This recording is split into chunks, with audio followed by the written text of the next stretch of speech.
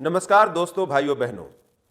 Bharatiya Janata party के साथ नीतीश कुमार के फिर से आ जाने के बाद से बिहार में लोकसभा चुनाव में तो बहुत सारे फायदे होंगे भाजपा को, जिसके बारे में मैंने आपको पिछले वीडियो में बताया था। लेकिन साथ ही ये भी कहा था कि बहुत सारी चुनौतियां भी इस नए अलायंस के फॉर्मेशन के बाद से बीजेपी के लिए पैदा हो गई हैं। इसके बारे में मैं आज इस वीडियो में बात करूंगा कि आखिर वो कौन कौन सी चुनौतियां हैं, वो क्या क्या मैटर ऑफ कंसर्न्स हैं, क्या क्या वो चिंता के विषय हो सकते हैं भारतीय जनता पार्टी के लिए नीतीश कुमार से गठबंधन बनाने के बाद से। पहला तो देखिए, सबसे बड़ा मुझे ये लगता है कि अगर भारतीय जनता पार्टी आधी सत्ता से ही संतुष्ट हो जाया करेगी, अगर आधी सत्ता का स्वाद चखकर ही उसका पेट भर जाया करेगा, तो पूरी सत्ता तो उसे कभी मिलेगी नहीं। पिछले 18 साल से बिहार में या 19 साल से बिहार में यही तो होता आ रहा है। भारतीय जनता पार्टी का पेट जो है आधी सत्ता से भर जाता है, तो पूरी सत्ता के लिए वो कभी प्रयास नहीं करती है। नीतीश कुमार मुख्यमंत्री बनते हैं, उनके नीचे वो अपना एक मुख्यमंत्री पहले रख देती थी सुशील कुमार मोदी को, बाद में दो दो उप मुख्यमंत्री बिठाने लग गई। पिछली बार ताराकिशोर जी को बनाया था और रेणु देवी जी को बनाया था, और इस बार सम्राट चौधरी और विजय सिन्हा जी को बना दिया है, तो दो दो उप मुख्यमंत्री बिठा दिए। लेकिन सरकार तो आधी है और उसमें मुख्यमंत्री आपका नहीं है। और नीतीश कुमार जैसा अगर मुख्यमंत्री हो जो अपनी शर्तों पे काम करता है, तो उस सरकार में कहने के लिए आप भागीदार होते हैं, लेकिन आपकी ज्यादा चलती भी नहीं है। इस बार ऐसा लग रहा था कि भारतीय जनता पार्टी ने मन बना लिया है कि अब बिहार में अपने दम पर ग्रो करेंगे, अपने दम पर फाइट करेंगे और अपने दम पर जीतेंगे और सरकार बनाएंगे। लेकिन अचानक से नीतीश कुमार जब आए बीजेपी के साथ, तो लगता है जैसे कि भारतीय जनता पार्टी के इस पूरे प्लान में और इस संकल्प में एक ग्रहण सा लग गया है कि अब फिर से वही आधी सरकार, वही आधी सत्ता और नीतीश कुमार के अंडर में काम करना, छोटा भाई बनकर। तो भारतीय जनता पार्टी को निश्चित रूप से इस बारे में सोचना पड़ेगा कि क्या पिछले 19 साल से बिहार में वो जो राजनीति करती आ रही है, क्या अगले कुछ साल तक और उसी राजनीति को वो आगे बढ़ाना चाहती है बिहार में। जिस नेता के पास अपने 15-16% वोट भी आज की तारीख में नहीं बचे हैं, जो कि एक तीसरी पार्टी बनता है, जो कि 243 विधानसभा सीटों वाले राज्य में मात्र 43, 44, 45 सीटें जीत पाता है, वो आपका मुख्यमंत्री होता है। 80 सीटों वाली पार्टी, 79 सीटों वाली पार्टी उसको अपना मुख्यमंत्री मानने को विवश होती है। तो ये बेसिकली एक ब्लैकमेलिंग की पॉलिटिक्स है। अगर नीतीश कुमार इतने ही पॉपुलर हैं, तो नीतीश कुमार की पार्टी को आना चाहिए ना 122 सीटें या उससे ज्यादा सीटें, लेकिन नीतीश कुमार की पार्टी को आती है 43 सीटें, 44 सीटें, 45 सीटें। तो नीतीश कुमार बिहार की जनता की नजर में चॉइस ऑफ चीफ मिनिस्टर नहीं है आज की तारीख में। इस कठोर सच्चाई को, कड़वी सच्चाई को सबको स्वीकार करना चाहिए। तो भारतीय जनता पार्टी को यह बात सोचनी पड़ेगी कि आधी सत्ता से कब तक वो अपना पेट भरती रहेगी। क्या पूरी सत्ता के लिए उसे काम करना है? अगर पूरी सत्ता के लिए काम करना है तो नीतीश कुमार की छत्रछाया से बाहर निकलकर उसको ये बताना पड़ेगा बिहार के लोगों को कि हमारे पास भी लीडर्स हैं। और भारतीय जनता पार्टी ने तो पूरे देश में एक से बढ़कर एक नेता तैयार किए हैं। क्यों बिहार में आकर वो पंगु महसूस करने लगती है? क्यों बिहार में उसे लगता है कि हमारे पास नीतीश कुमार के टक्कर का कोई नेता नहीं है, नीतीश कुमार के कद का कोई नेता नहीं है? अरे 3-4 साल आपको ढंग से तैयारी करनी पड़ेगी। 3-4 साल आपको अपोजिशन में बैठकर जो है अच्छे से फाइट करनी पड़ेगी। एक चुनाव हो सकता है आप हार जाएंगे, एक चुनाव हारने के बाद आप हो सकता है 5 साल तक विधानसभा में आपको लगातार अपोजिशन में बैठकर जो है संघर्ष करना पड़ेगा। लेकिन उस संघर्ष के दरमियान आप देखेंगे कि बहुत सारे नेता जो है अपने आप तैयार हो जाएंगे। जब आप संघर्ष करेंगे तब तो नेता तैयार होगा, जब आप संघर्ष करेंगे ही नहीं। सत्ता किसी तरह से मिल जाए, आसानी से मिल जाए, उस सत्ता को मिल बांट के अपना जो है भोग कर ले, तो इस तरह से नेता नहीं बनते हैं। इस तरह से तो ड्राइंग रूम में बैठकर जो है कुछ आप तैयार कर देते हैं और जनता पर थोप देते हैं कि भाई इन्हीं को आप नेता मान लीजिए। तो भारतीय जनता पार्टी में बहुत सारे ऐसे नेता हैं जिनमें पोटेंशियल है।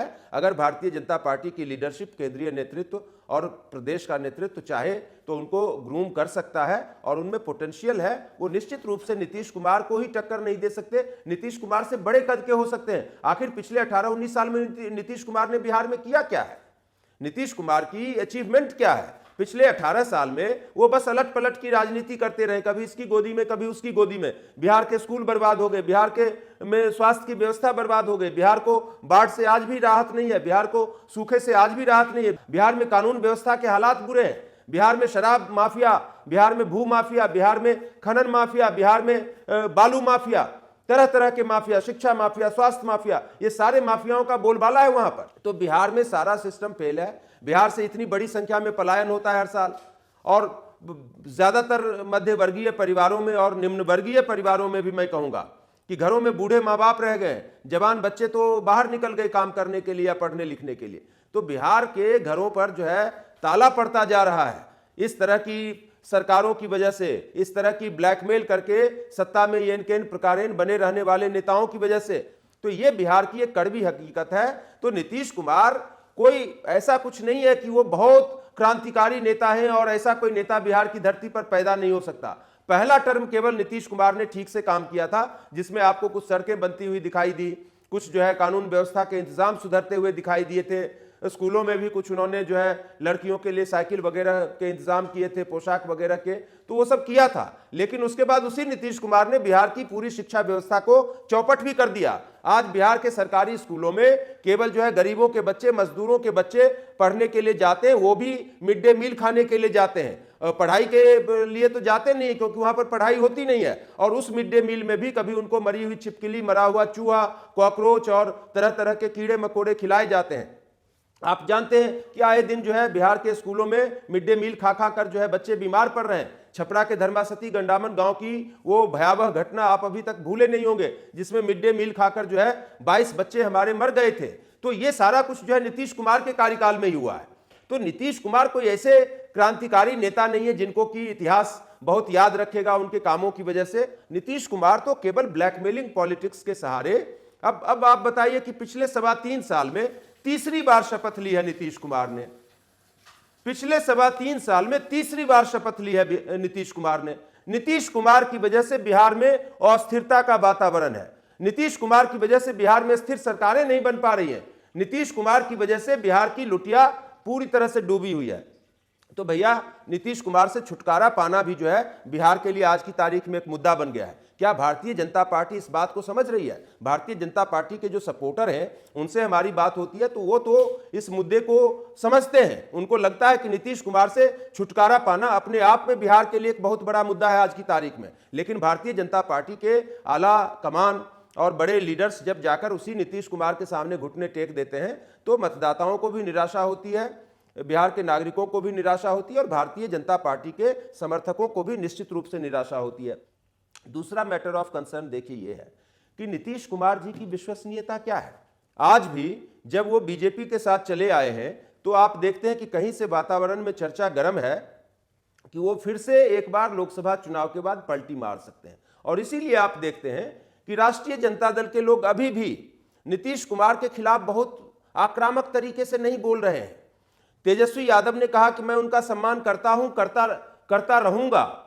अब ये सम्मान की बातें कहां से आ गई? जब आप 1.5 साल में सरकार तोड़ के चले जाते हैं, सम्मान की बातें कहां से आ गई? इसका मतलब है कि तेजस्वी यादव को, लालू यादव को कहीं से ये बात समझ में आ रही है या कहीं से उनके मन में जो है अभी भी ये संभावना दिखाई देती है कि लोकसभा चुनाव में भले नीतीश कुमार उस तरफ रहेगा लेकिन विधानसभा चुनाव में एक बार फिर से वो हमारी तरफ आएगा, फिर से एक बार हम उसके साथ गठबंधन करेंगे। इसी तरह से जेडीयू के भी जो नेता हैं वो आरजेडी से ज्यादा कसूर जो है कांग्रेस के माथे पर डाल रहे हैं। थोड़ा बहुत राजनीतिक कारणों से बयानबाजी करना चाहते हैं लेकिन लाइन क्रॉस नहीं करना चाहते आरजेडी के साथ।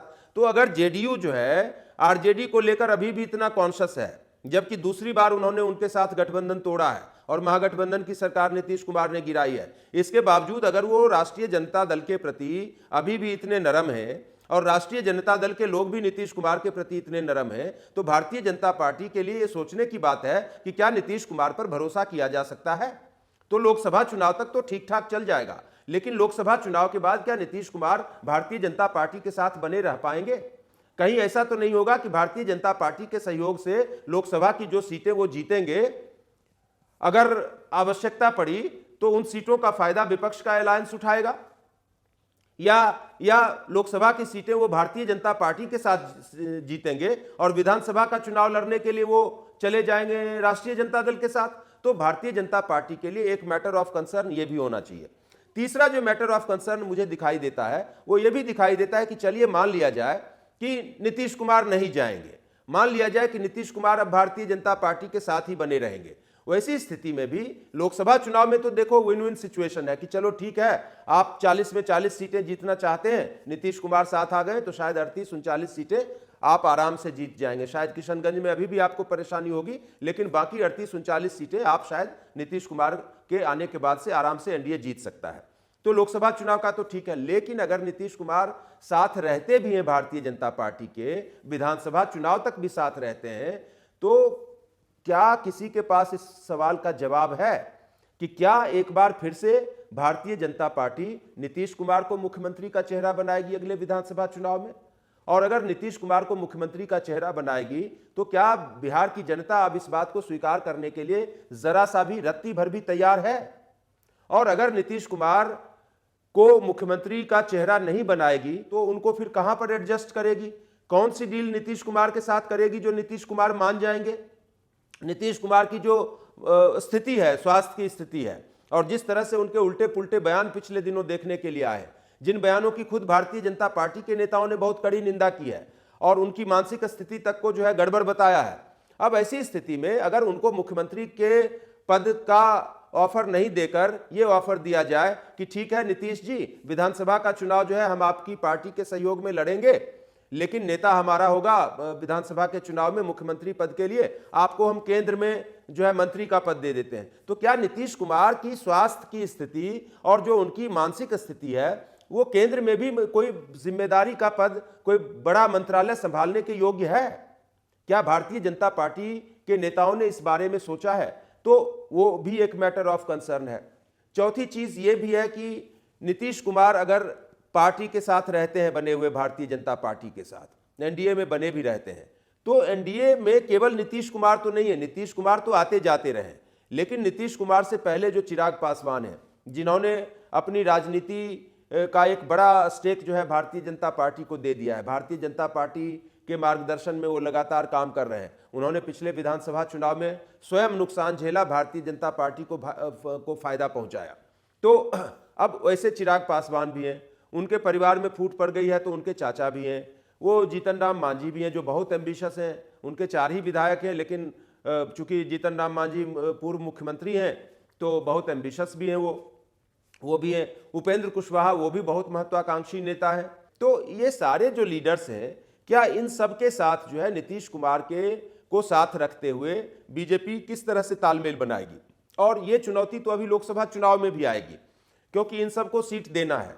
तो क्या नीतीश कुमार 12 से 15 लोकसभा सीटों पर लड़ने के लिए मान जाएंगे भारतीय जनता पार्टी के साथ? तो एक तो अभी सीटों का जब बंटवारा होगा उसी वक्त जो है ये कंसर्न आ जाएगा। अब इसी से एक अगला कंसर्न ये निकल के आ रहा है, अगर भारतीय जनता पार्टी 17 सीटों पर ही, लोकसभा सीटों पर ही चुनाव लड़ेगी तो 17 में ज्यादा से ज्यादा 17 सीटें ही तो जीत पाएगी।